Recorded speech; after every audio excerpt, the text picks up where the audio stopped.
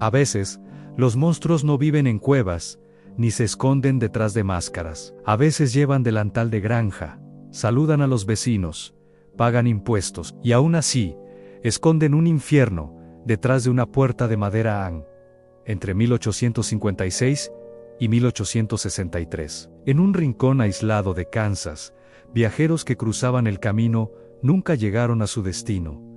Desaparecían sin dejar rastro, sin testigos, sin motivo aparente. Hasta que una noche de invierno, una patrulla de soldados buscó refugio en una humilde casa rural y abrió la puerta equivocada.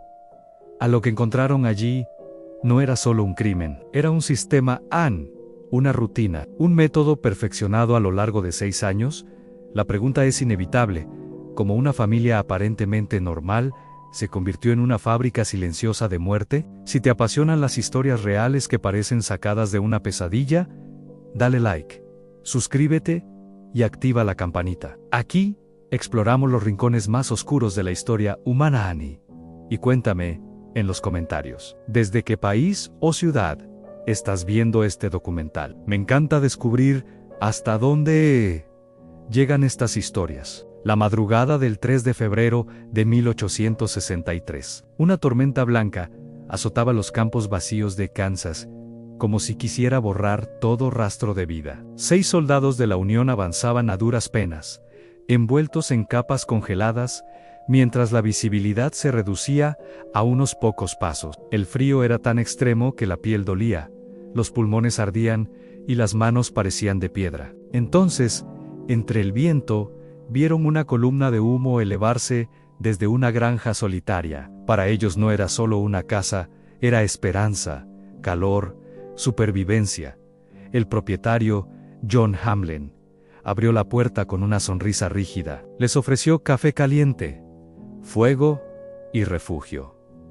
Su hospitalidad parecía genuina, pero algo en el ambiente no encajaba. El sargento Chambers, con la intuición afilada por la guerra, notó que la casa guardaba más secretos que muebles. Había demasiados pares de botas junto a la puerta y ninguno se parecía al de la familia. Relojes alineados en un estante, como trofeos, parecían vigilar la sala en silencio.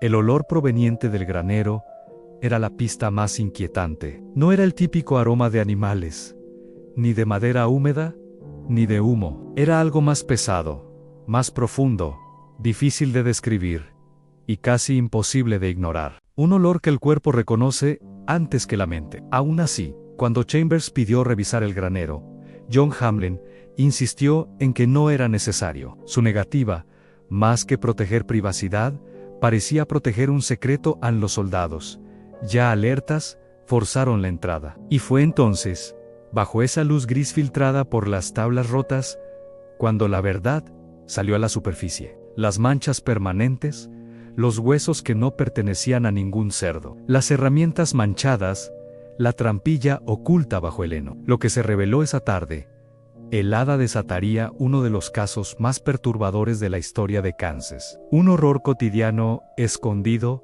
detrás de la fachada más común. A mediados del siglo XIX, Kansas era un territorio fracturado por la violencia política, racial y social. La región estaba sumergida en lo que la historia llamaría Bleeding Kansas, una guerra civil local previa a la Gran Guerra Civil, entre ataques, incendios y enfrentamientos. La muerte era tan común que una desaparición más apenas levantaba sospechas. Los registros eran mínimos, los cuerpos difíciles de rastrear y la justicia prácticamente inexistente. En ese caos, pequeños pueblos como Council Grove sobrevivían a base de rutina y autoprotección, con autoridades limitadas y recursos escasos.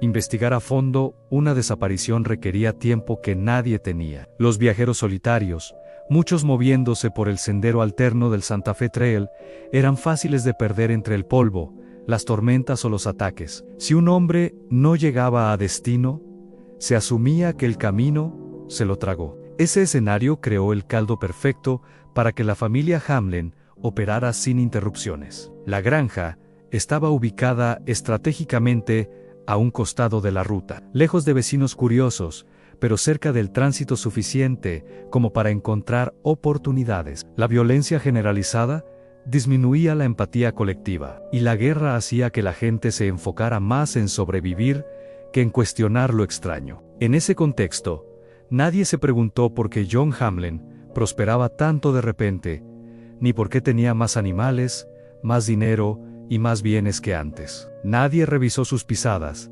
nadie vigiló su granero, nadie sospechó lo que ocurría tras las paredes de madera. Kansas ardía en conflictos, y en ese fuego social, el clan Hamlin encontró la oscuridad perfecta para alimentar su espiral criminal. John Hamlin, de 54 años, era un hombre silencioso, de expresión dura y mirada esquiva. En el pueblo lo consideraban reservado, pocho, sociable, pero trabajador. Su esposa, Emma, era la imagen de la vida rural, diligente, discreta, siempre ocupada. Sus hijos, Thomas y Matthew, crecieron como cualquier joven de Grandjan, acostumbrados a matar animales, despellejarlos y procesar carne sin pestañear. La violencia, en ese contexto, no era moralmente cuestionada, era parte del oficio. Lo que la comunidad ignoraba era que esa familiaridad con la muerte sería,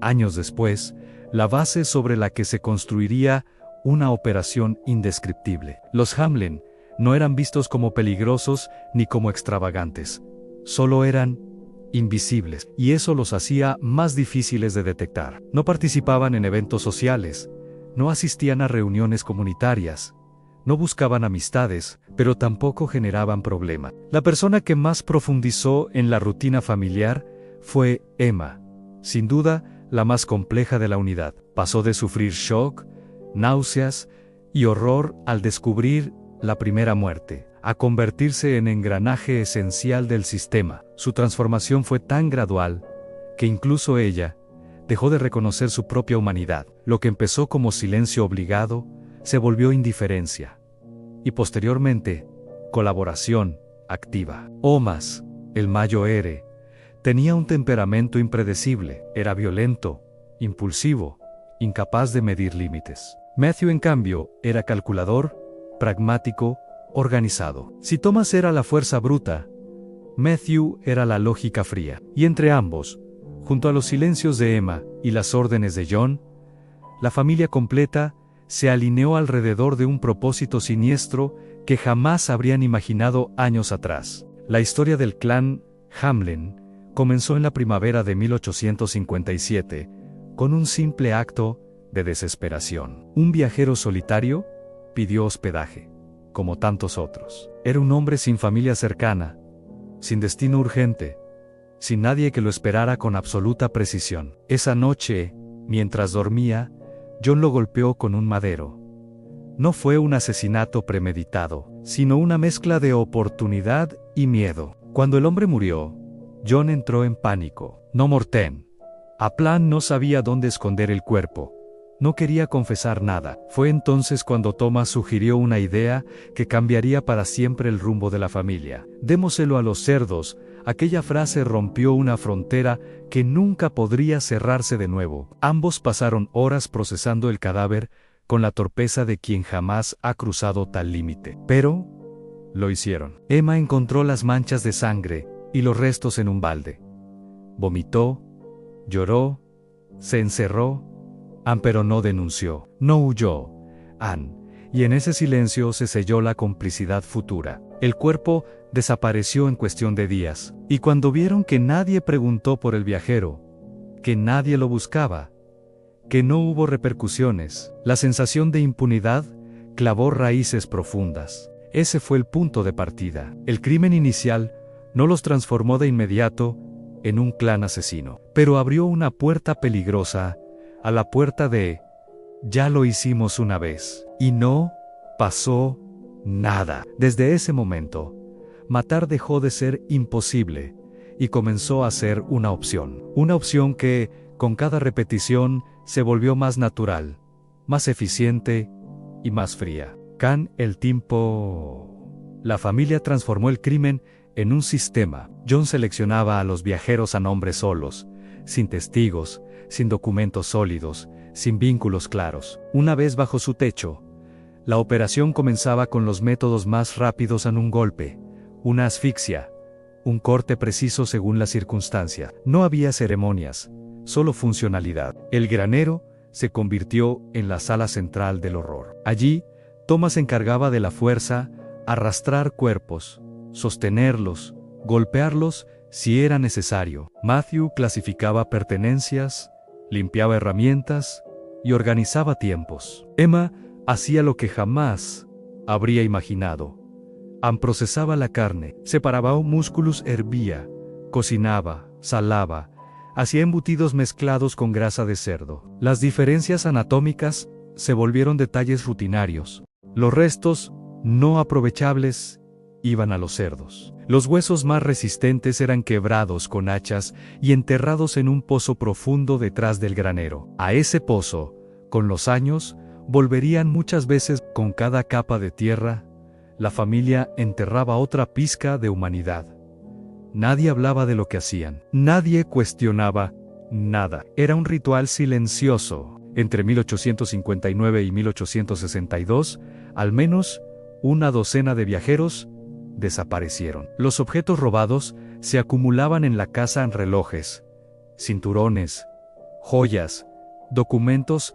Nada se tiraba, nada se regalaba. Solo se guardaba como si el botín de cada muerte formara una colección macabra del paso del tiempo. Cada detalle mostraba que ya no era improvisación, era una rutina perfectamente afinada. El canibalismo no empezó como intención, sino como consecuencia del invierno. Durante una tormenta en 1857, los alimentos escaseaban. John había guardado unos cortes animales, o eso dijo.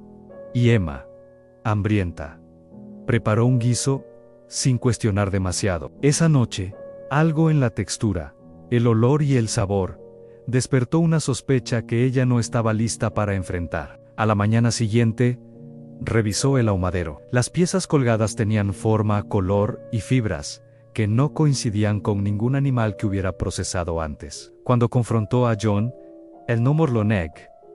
Emma volvió a vomitar. Lloró durante días, pero siguió cocinando. Y allí comenzó la metamorfosis más perturbadora. Con cada nueva muerte, Emma notaba las diferencias anatómicas, la estructura de los músculos, la forma de los huesos, y aún así, preparaba los alimentos. Tomaba distancia emocional, renombrando partes, creando rutinas mecánicas. Era su forma de sobrevivir al horror, vaciarse por dentro. Su desensibilización fue tan profunda que, al final, ya no distinguía entre cocinar cerdo y cocinar restos humanos. Mientras ella se hundía en ese abismo, Thomas se volvía más violento, Matthew más meticuloso y John más seguro de su justificación moral. Según él, los viajeros iban a morir tarde o temprano en la guerra.